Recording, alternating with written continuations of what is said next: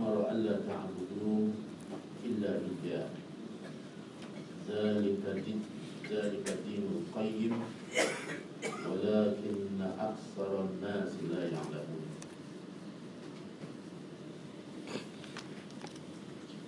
Sallallahu alaihi ala rasulil karim al-mab'uts rahmatan lil alamin.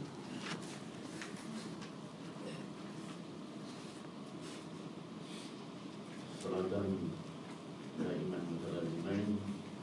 Allahumma shalli ala sayyidina Muhammad wa ala alihi wa ashabihi wa man tabi'ahum bi ihsan ila yaumil qiyamah.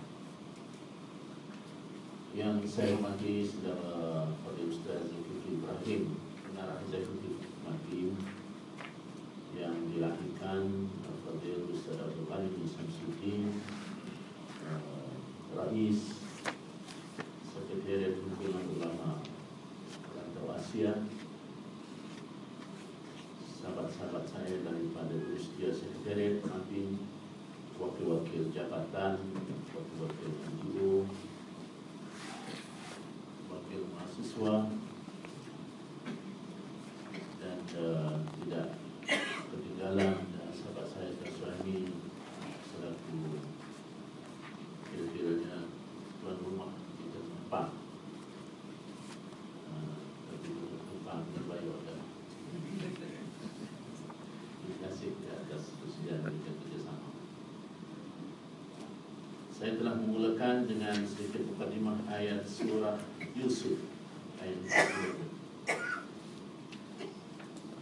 Inil hukmu illa lillah.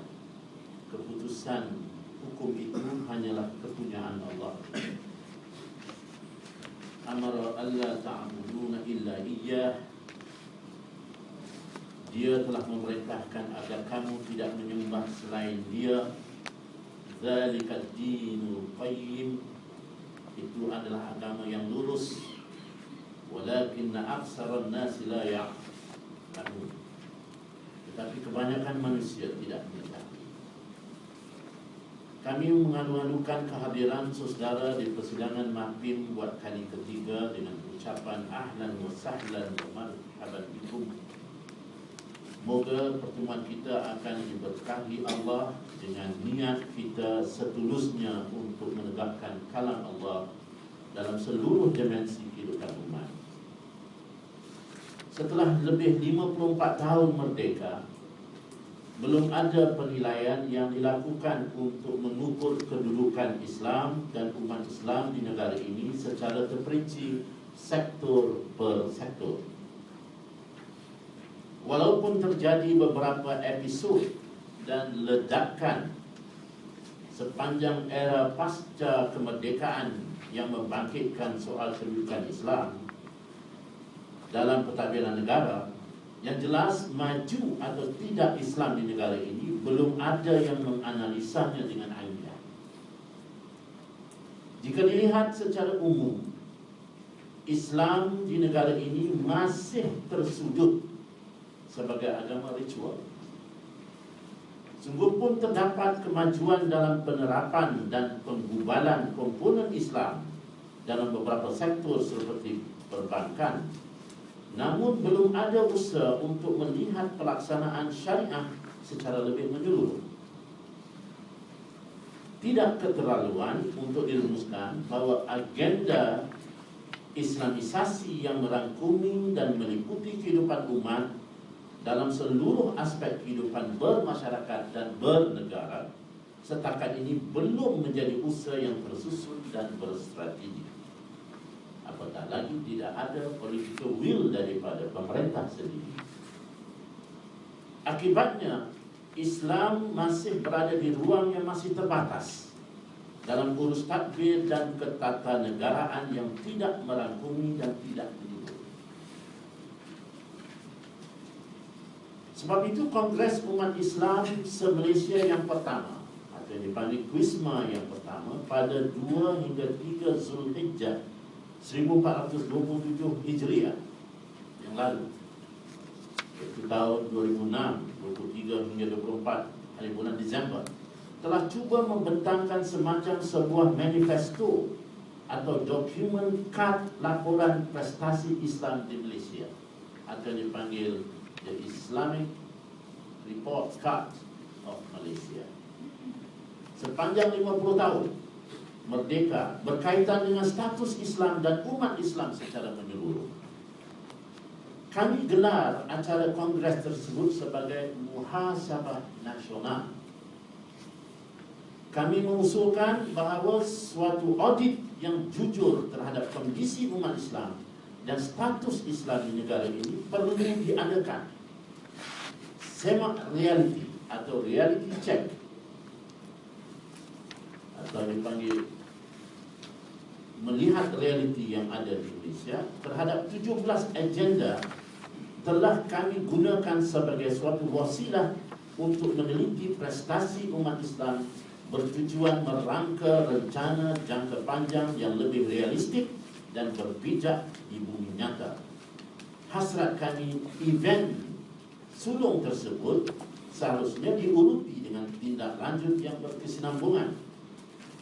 Tujuannya jelas, padat, langsung. Kita memerlukan sebuah kebangkitan umat dan lonjakan yang cukup kuat. Dari sekadar sebuah acara harus berurutan kepada aksi. Dari cuma retorik harus melahirkan tindakan. Bukan sekadar untuk kepuasan beraktiviti, akan tetapi untuk meninggalkan bekas dan mencipta sejarah. Semangat yang cuba dibawa ialah Kongres Umat Islam itu digerakkan dengan semboyan dari umat kepada umat oleh umat. Kini usia dokumen yang terhasil dari Kongres itu sudah berusia lebih 5 tahun. Ternyata gerak tindak belum bermula untuk melancarkan transformasi yang diharapkan. Kami dapati belum wujud sinergi yang diperlukan untuk menggerakkan upaya memulakan proses perubahan yang sepatutnya. Pun begitu, keinginan untuk bergerak dan menjayakan proses Islamisasi dalam semua aspek kehidupan umat Islam sangat didambakan. Sementara kami insaf bahawa gerakan mengembalikan sistem hidup Islam menjadi sistem arus perdana adalah kewajipan syar'i, kami juga sedar keterbatasan perancangan dan sumber serta kurang kesungguhan organisasi-organisasi Islam untuk berusaha secara strategik melancarkan gerakan nasional. Kerana itu telah menghambat cita-cita ini. Oleh itu MAPIM terpanggil untuk kali ini menggerakkan upaya yang serius sebagai suatu permulaan menyiapkan umat untuk turut bersama menyokong dan mendukung syariat di negara ini. Secara umum, sememangnya persoalan syariat masih terbatas kepada persoalan perundangan. Akan tetapi syariat Islam sebagai kerangka pengawalan kehidupan umat sebenarnya meliputi seluruh aspek kehidupan yang lain, iaitu sosial budaya, ekonomi dan politik, pendidikan, pengurusan sumber alam, pertahanan, urus takbir, hak asasi manusia, kebajikan dan kebebasan sivil atau civil liberty. Islam adalah sekaligus syariat yang dalam dirinya terkandung kepedulian sangat tinggi dengan masalah sosial budaya dan pendidikan. Keharusan melaksanakan Islam secara kafah nescaya menjadi asas yang sangat kokoh akan keharusan keberadaan syariat pada lapangan sosial budaya dan pendidikan. Lebih dari itu, sejarah umat yang telah terukir berabad-abad lamanya, baik pada skala lokal, nasional maupun global, ternyata juga membuktikan bahawa syariat Islam itu memang rahmatan lil alamin, dan kerananya pastilah dia dapat dan perlu terwujud juga pada tataran sosial budaya dan pendidikan. Lantaran kami melihat realiti kini jelas menjadi peluang terbaik untuk syariat diketengahkan, membandangkan kebobrokan sistem dan peraturan masa kini yang berinti falsafah hidup barat gagal menyelesaikan krisis yang bertali arus menimpa dunia. Pecah amanah, kerosakan alam sekitar, peningkatan jenayah, salah guna kuasa, keruntuhan akhlak dan institusi keluarga, penindasan, peminggiran golongan duafa, salah guna undang-undang, penyelewengan institusi kehakiman adalah rentetan antara krisis dunia yang bergantung kepada sistem di luar syariat. Implikasi dari peringatan tuntas Allah terhadap keangkuhan manusia, mengkufuri peraturan Allah, ditegaskan dalam surah An-Nisa. Alam tara ilal ladzina yaz'umuna annahum amanu bima unzila ilaika wa ma unzila min qablika yuridu an yatahakamu ila at-taghut wa qad umiru an yakfuru bih wa yuridu syaitan an yudillahum dhalalan ba'ida. Sadaqallahu azim. Apakah kamu tidak memperhatikan orang-orang yang mengaku dirinya telah beriman kepada apa yang telah diturunkan kepadamu dan kepada apa yang diturunkan sebelum kamu? Mereka hendak berhakim kepada Tauhid, padahal mereka telah diperintah mengingkari Tauhid itu, dan syaitan bermaksud menyesatkan mereka dengan penyesatan yang sejauh-jauhnya. Kami berpendirian bahawa syariat yang berteraskan keadilan sebagai tunggal, bertujuan menerangkan kebenaran dan mengharmoniskan kehidupan pada dasarnya, mempunyai ruang lingkup yang luas dalam berbagai aspek hidup untuk mengurus kelola umat, bermasyarakat dan bernegara secara harmonis antara insan dengan Khalidnya, insan dengan insan, insan dengan alam lingkungannya, dan insan dengan dirinya.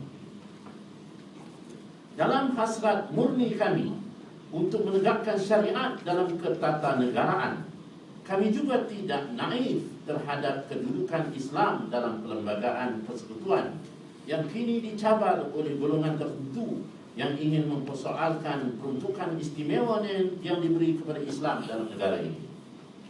Padahal peruntukan itu memberi hak kepada umat Islam menuntut supaya syariat ditegakkan dalam seluruh kehidupan umat tanpa menafikan hak warga non-Muslim.